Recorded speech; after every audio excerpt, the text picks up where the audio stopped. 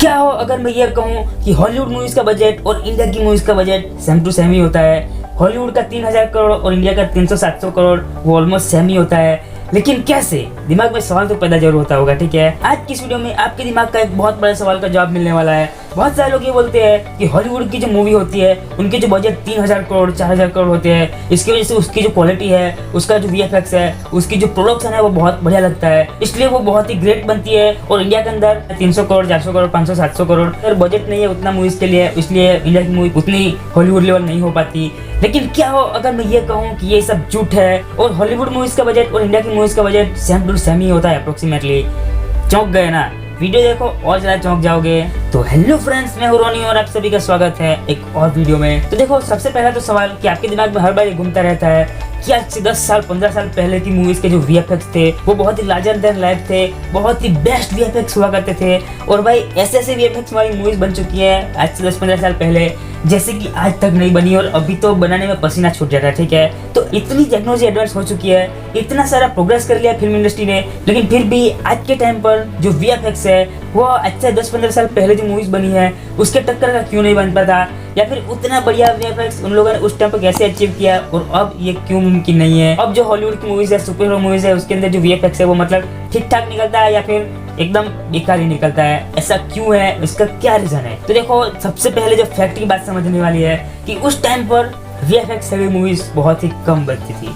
ये सबसे पहली बात है कि उस टाइम पर VFX हैवी मूवीज कम बनती थी, तो उसकी वजह से होता क्या था कि भाई सबको इंटरेस्ट है काम करने में, VFX वाला बहुत ही कम मूवी है, बहुत ही रेयर है, तो फिर VFX करने के लिए टाइम ज़्यादा मिल रहा है, आर्टिस्ट को अपनी क्रिएटिविटी लगाने का टाइम मिल रहा है, डायरेक्टर है उसके ऊपर कोई पीयर प्रेशर नहीं है कि भाई जल्दी करो प्रोजेक्ट ये इतने दिन में खत्म करना है, डेडलाइन नहीं होती थी। साथ में स्टूडियो से नोट्स भी नहीं आते थे कि भाई ये नहीं करना है वो नहीं करना है, तो डायरेक्टर अपने दिमाग की पूरी क्रिएटिविटी यूज करता था, VFX आर्टिस्ट अपना पूरा टाइम लेते थे, और उस टाइम पर जो जितनी भी टेक्नोलॉजी थी उसका सही उपयोग करके मूवी को जितना भी टाइम लग रहा है उसका frame by frame best and best work निकाल के हमारे सामने रखते थे, और इसीलिए उस टाइम पर मूवीज बनाने में टाइम भी लगता था।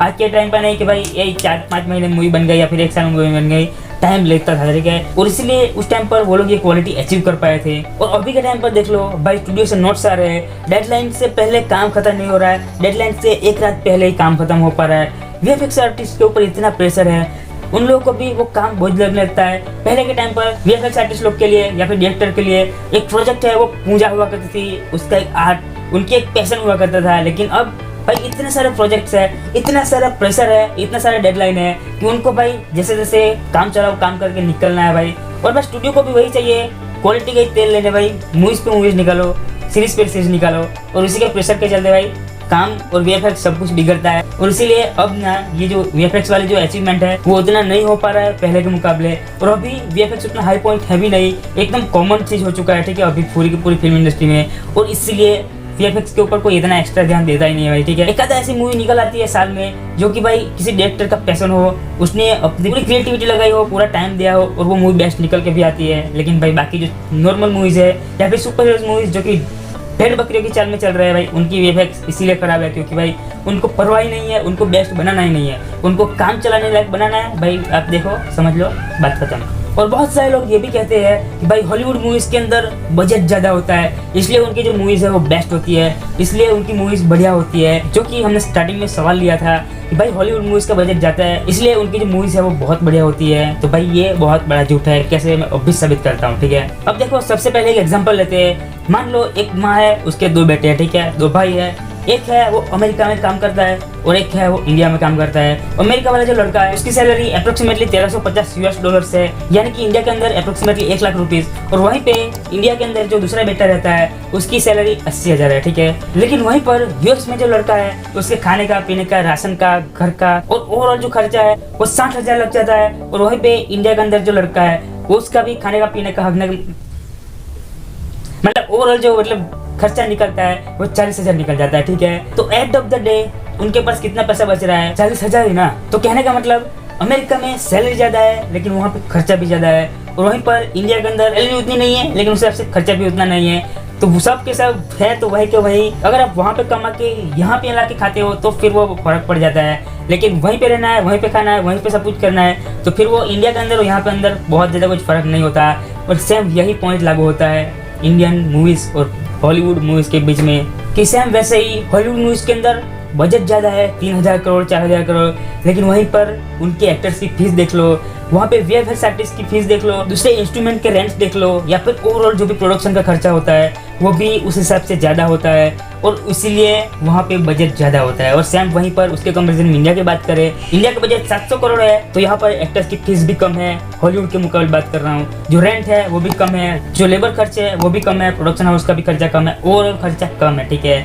तो अब समझ में आया आपको कि 3000 करोड़ यानी कि 1 लाख सैलरी है लेकिन 60,000 खर्चा है, तो मतलब वो बजट जस्टिफाई करता है। और वहीं पर 80,000 सैलरी है, 700 करोड़ बजट है, लेकिन वहीं पर खर्चा भी कम है, तो फिर ओवरऑल एट द एंड वो वहीं पे सेम टू सेम ही होता है। लेकिन आप लोग बोलोगे कि भाई यहाँ पे मूवीज़ की क्वालिटी की बात तो हुई नहीं। हाँ, हम लोग ये बात तो समझ गया है कि बजट और अप्रोक्सीमेटली सेम होता है, लेकिन मूवीज़ की क्वालिटी का क्या, तो फिर उसका भी रीज़न है मेरे पास। देखो, एक बात तो आपको भी पता है और हमको भी पता है कि इंडिया और अमेरिका में बहुत सारे लेवल पर वो हमसे बहुत ज़्यादा आगे है। टेक्नोलॉजी लेवल की बात कर लो या फिर इवन कोई भी चीज़ बात कर लो, अमेरिका इंडिया से बहुत सारी चीज़ों में आगे है। और उसमें से ही आती है एक फिल्म इंडस्ट्री, जो कि अमेरिका हॉलीवुड की जो फिल्म इंडस्ट्री है और इंडिया की फिल्म इंडस्ट्री में फ़र्क है टेक्नोलॉजी का, कैमरास का, ओवरऑल जो प्रोडक्शन हाउसेस है, ओवरऑल जो मूवी मेकिंग की टेक्नोलॉजी है, ओवरऑल मूवी मेकिंग की जो मेथड है, उन सब का डिफरेंट होता है। और इसीलिए वहाँ पे क्वालिटी बजट की वजह से ज़्यादा अच्छी नहीं होती मूवी की, लेकिन टेक्नोलॉजी की वजह से होती है। एक्टर्स की या फिर आर्टिस्ट की बात नहीं कर रहा हूँ यहाँ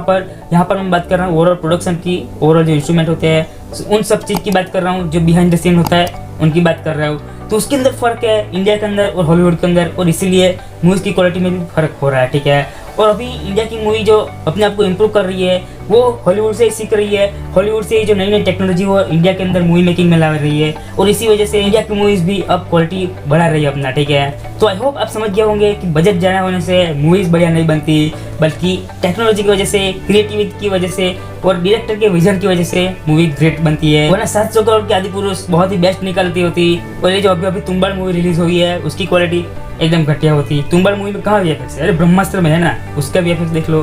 बहुत सारे एग्जांपल दे सकता हूँ, लेकिन आपका टाइम वेस्ट नहीं कर रहा हूँ, ठीक है। तो पैसा ज़्यादा होने से दिमाग इंसान आगे नहीं बढ़ता, अपनी क्रिएटिविटी की वजह से आगे बढ़ता है, और ये जीवन का ज्ञान है, मुफ्त में मिल रहा है, ले लो, ठीक है। बाकी इंडिया के अंदर एक ट्रैप चल रहा है, एक ऐसा रहस्यमय दलदल है जिसके अंदर हर कोई फंसा हुआ है, एक ऐसा मैट्रिक्स जिसके अंदर हर एक इंसान फंसा हुआ है, और ये जो मैट्रिक्स है उसके अंदर आप भी फंसे हुए हैं। और अगर आप उसमें से जल्दी से बाहर नहीं निकले तो फिर आपकी पूरी की पूरी वाट लग जाने वाली है, आपकी बच्चों की जिंदगी खत्म हो जाएगी, आपकी आने वाली पीढ़ी खत्म हो जाएगी, ठीक है। और वो कौन सा ट्रैप है, कौन सा दलदल है, वो मैंने मेरी ये वाली वीडियो में बता के रखा हुआ है। आप एक बार देखो वीडियो को, आपका दिमाग खुलने जाए ना तो फिर मुझे कहना। बाकी लाइक कमेंट शेयर वाला मामला तो मैं आपके ऊपर छोड़ता हूँ, अगर इच्छा हो तो कर देना, लेकिन सब्सक्राइब जरूर कर देना है, तभी तो ऐसी वीडियोस देख पाओगे। तो आज की इस वीडियो में बस इतना ही, मिलता है अगले वीडियो में, तब तक के लिए कीप लर्निंग, कीप वॉचिंग रोनी ऑफिशियल।